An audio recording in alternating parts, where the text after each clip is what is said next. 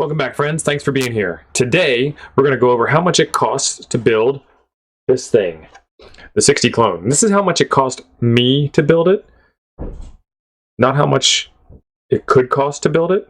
It could cost more. It could cost a lot less. We're going to go over to the bench, maybe share a little spreadsheet at the end of all of this. Don't know. Depends on how we feel. Before we go, though, there's a couple of buttons down below. Click the like button, and if you haven't already, subscribe and hit that bell. It'll make you happy. See you after the break.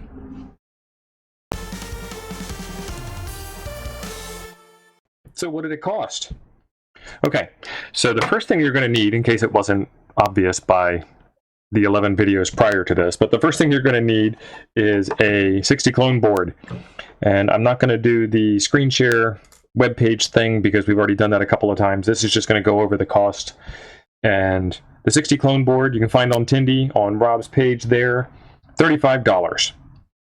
I think that's actually a bargain for the amount of effort that Rob has put into this and how fantastic it came out. And actually just the quality of the board itself. This thing was a lot of fun to build up, and you can really tell the difference between this board and the older Commodore motherboards from like 40 years ago. I mean, technology's moved a bit, I think. The next thing you're going to need is a used Commodore 64, and they are available on eBay for around $100 a piece. This was number 6, and this is actually the worst of all of the parts of the 6-pack because I needed to steal a lot of parts, so I'm missing some keys. I'll need to take care of that still, but I might just put this board in another machine and save this keyboard for parts and figure out what happens as we move along. Broken case in a couple of spots that might need some attention, but yeah, around $100. If you happen to have one in your closet from when you were younger and really enjoyed this thing as it was brand new, then it's free, if you know what free is.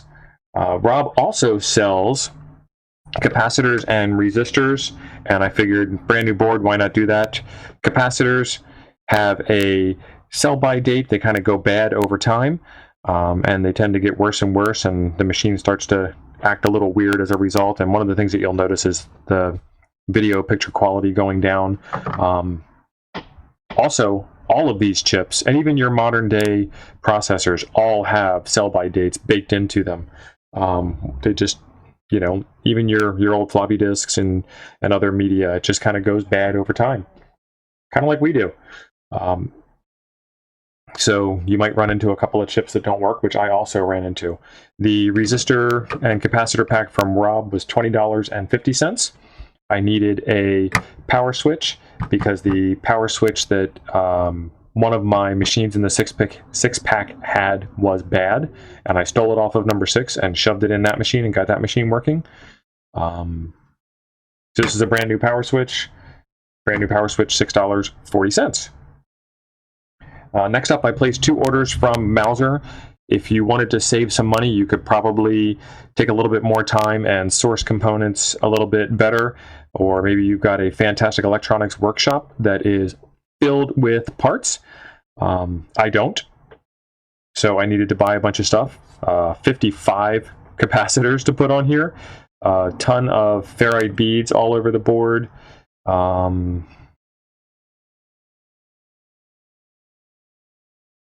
Some other parts, the crystal, maybe some sockets, the 12-volt voltage regulator, the common mode choke, these 2 guys right here. You've seen it in the video.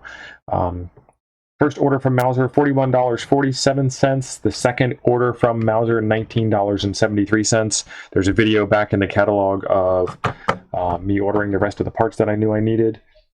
The next thing that I got was the Shuriken. I didn't need it. I do have the original RF modulator, but I wanted to play with this. I wanted to try and put some new things on the board and kind of make this my own.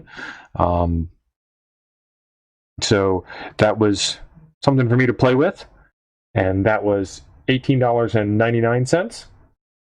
The next thing that I needed was a SID because I did not have enough SIDs in the 6-pack. And actually had to order some more from them. I got the SwinSid Nano when I was doing the 6-pack repair. This is the arm SID, and this came from overseas, so there is a foreign currency conversion. This came out to $31.63. We're going to do some more work on this in a future video to go into what all the awesome things are on this. And then I did a couple of eBay orders. One of them was for the VIC, because I did not have a VIC chip. I wonder if the C in VIC stands for chip. Then I just said video interface chip, VIC chip.